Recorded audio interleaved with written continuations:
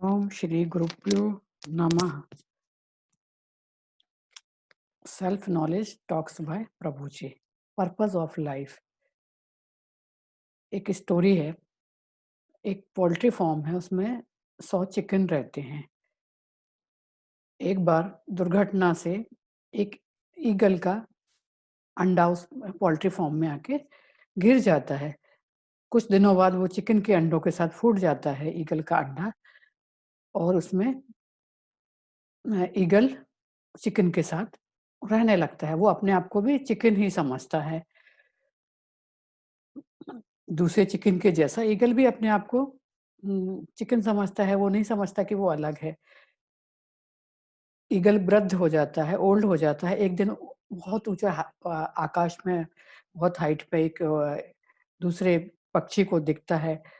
तो तो चिकन से पूछता है कि ये देखो कितनी हाइट में ऊपर आकाश में एक पक्षी उड़ रहा है।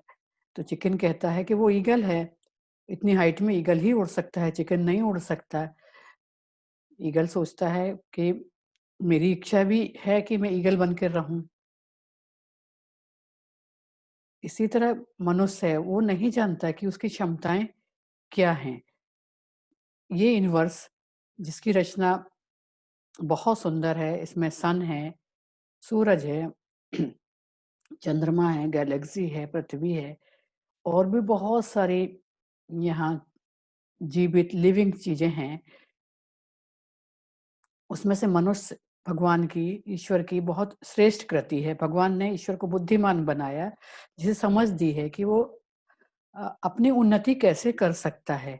यूनिवर्स में और भी चीजें हैं जो लिविंग्स हैं, जीवित हैं, लेकिन वो ये नहीं जानती हैं कि वो अपनी उन्नति या अपलिफ्ट वो कैसे हो सकती हैं। सभी जीवित चीजें हैं रचना की। इस सृष्टि में रचनाकार जो क्रिएटर है और उसका क्रिएशन है, वो है चेतना। रचना जो या जो क्रिएशन है, वो अपने क्रिएटर को नहीं जानता।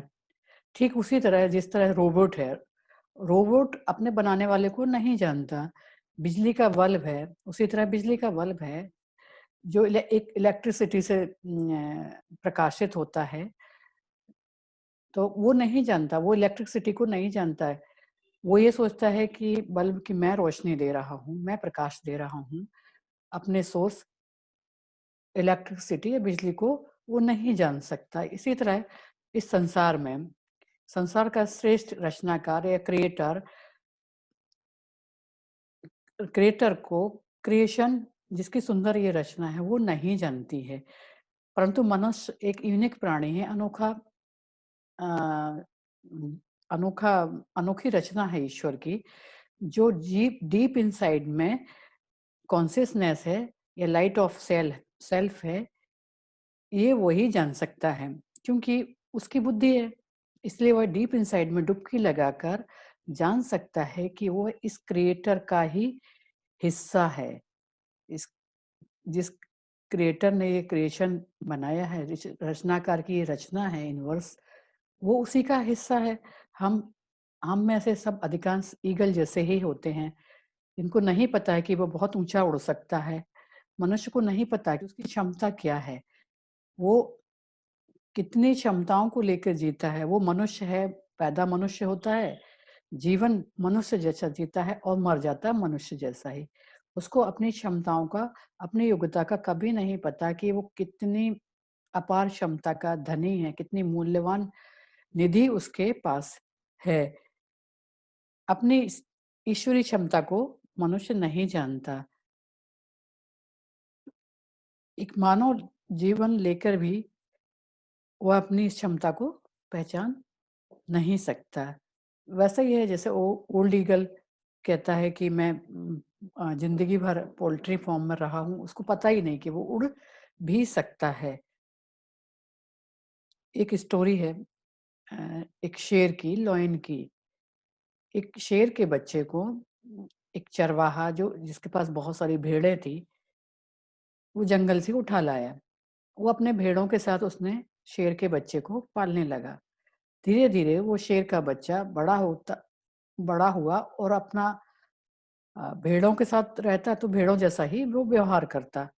उसको पता ही नहीं है कि उसकी क्षमता क्या है, वो शेर है, वो दहाड़ सकता है, वो शिकार कर सकता है, वो बहुत तेज़ दौड़ सकता है, ये उसको पता ही नहीं है। एक दिन एक शेर ने भेड़ों का पीछा किया, तो उसने देखा कि इन भेड़ों के बीच में ये शेर का बच्चा शेर जैसा है, ये कैसे हो सकता है? उसने शेर के बच्चे को पकड़ लिया। शेर उसको पकड़ के ले जाके तालाब के किनारे ले गया और उसका प्रतिबिंब तालाब में दिखाया और बोला, दहाड़ कर बोला कि देखो, तुम मेरे जैसे हो, तुम शेर हो, तुम भेड़ भेड़ नहीं हो। तुम अपने आप को जानो, तुम्हारी क्षमताएँ बहुत हैं। यही हमारे जीवन का उद्देश्य मनुष्य के किसी भी मनुष्य के जीवन का उद्देश्य होना चाहिए कि उसकी क्षमताएँ अपार हैं, उसे वो पहचाने। यही ज़िंदगी का उद्देश्य है।